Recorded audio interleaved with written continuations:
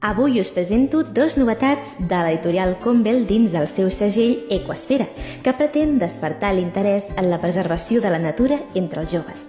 Començo per El gran llibre de l'aigua, de Sara Garré, Marish Huysmans i amb il·lustracions de Wendy Panders.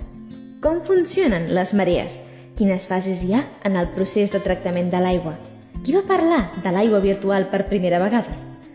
Una obra sobre el paper de l'aigua en el nostre planeta, en la natura i per a nosaltres, els éssers humans.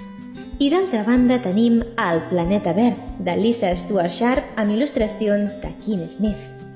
Inspirat en la icònica sèrie de la BBC, cada capítol del llibre descriu un hàbitat particular del món vegetal, així com la relació entre les plantes i els humans.